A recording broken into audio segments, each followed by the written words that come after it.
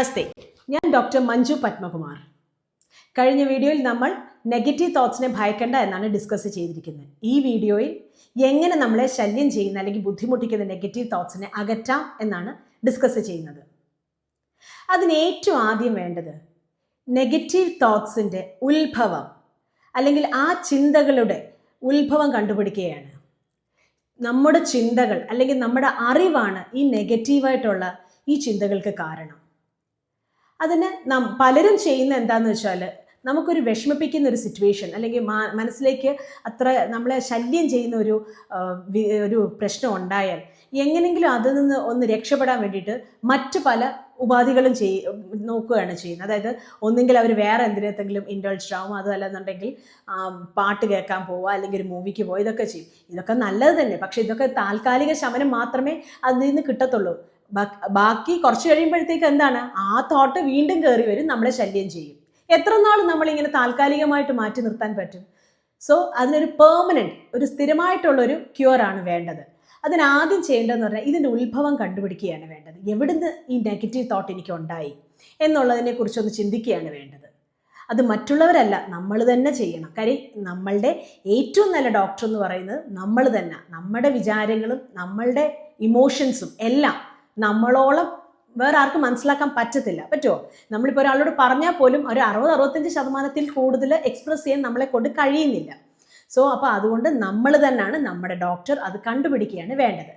രണ്ടാമത്തേത്, നല്ല ഭക്ഷണം എങ്ങനെ നമ്മുടെ ശരീരത്തിന് ഗുണം ചെയ്യുമോ അതുപോലെ തന്നെയാണ് നല്ല ചിന്തകളും ഗുണം ചെയ്യുന്നത്. നല്ല ഭക്ഷണം വഴി നല്ല ആരോഗ്യം കിട്ടും, നല്ല ചിന്തകൾ വഴി നമുക്ക് സ്വസ്ഥതയും മനസ്സമാധാനവും കിട്ടുന്നു.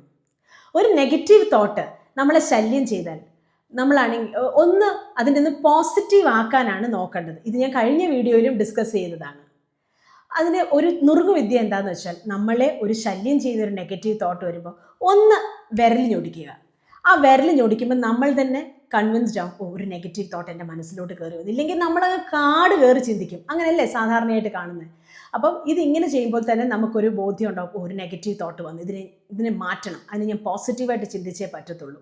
അല്ലാതെ അതിൻ്റെ പിന്നിൽ പോയി ക്രൗഡഡായിട്ട് ഓവർ ക്രൗഡിങ് ഓഫ് തോട്ട്സ് അങ്ങനെ വരും. അതിനെ അവോയ്ഡ് ചെയ്യാണ് വേണ്ടത്. ലാസ്റ്റിൽ അങ്ങനെ ഉള്ള ചിന്തകളെല്ലാം കൂടെ കയറി വരുമ്പോൾ നമ്മളൊരു പ്രഷർ കുക്കറിന് സമാനമായി പോകും, അല്ലേ? ഒരു പൊട്ടിത്തെറിക്കപ്പെടുന്ന ഒരു പ്രഷർ കുക്കറിനോട് സമാനമായി പോകും. സോ അപ്പോൾ അതുകൊണ്ട് ഒന്ന് വിരൽ ഞൊടിക്കുക. വിരൽ ഞൊടിച്ച് കഴിയുമ്പോൾ നമ്മൾ ഒന്നും കൺവിൻസ്ഡ് ആവും, നമുക്കൊരു ബോധം വീഴും, ഇതൊന്ന് നമുക്ക് മാറ്റണം, ഇതെന്തുകൊണ്ട് എനിക്കിപ്പോൾ ഈ ഒരു തോട്ട് ഉണ്ടായി എന്ന് നമ്മളൊന്ന് ആലോചിക്കുകയാണ് വേണ്ടത്. നമ്മൾ കേൾക്കുകയും കാണുകയും ചെയ്യുന്ന പല കാര്യങ്ങളാണ് നമ്മുടെ മനസ്സിൽ ഈ നെഗറ്റീവായിട്ട് ഉണ്ടാക്കുന്നത്. അതിൻ്റെ ഉദാഹരണം എന്ന് പറയുന്നത് പരദൂഷണം പറയുന്നത്, അല്ലേ? മിക്കവാറും എല്ലാവർക്കും ഇഷ്ടമാണ് ഈ പരദൂഷണം, മറ്റുള്ളവരെ കുറിച്ചുള്ള കാര്യങ്ങൾ കേൾക്കുകയും പറയുകയും ഒക്കെ ചെയ്യുന്നത്.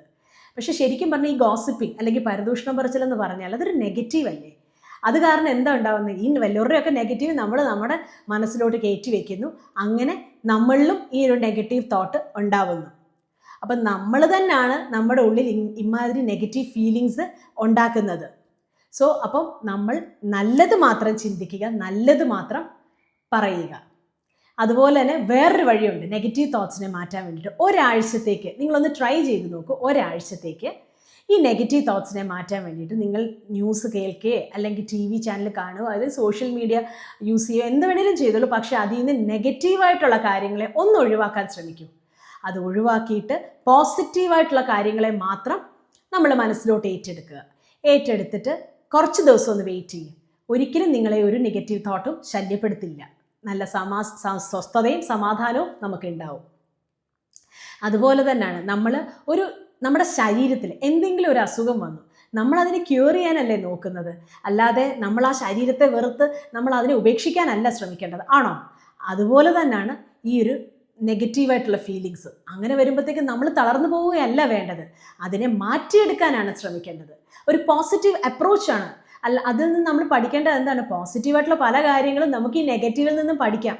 അപ്പോൾ ശരിക്കും പറഞ്ഞാൽ നെഗറ്റീവ് ഒരു പരിധി വരെ ഒരു അനുഗ്രഹം കൂടിയാണ്, അല്ലേ? അതുകൊണ്ട് അതിനെ എന്താ പറയുക, നെഗറ്റിവിറ്റിയെ അങ്ങ് പേടിക്കുകയൊന്നും വേണ്ട, ധൈര്യമായിട്ട് തന്നെ നേരിടുകയാണ് വേണ്ടത്.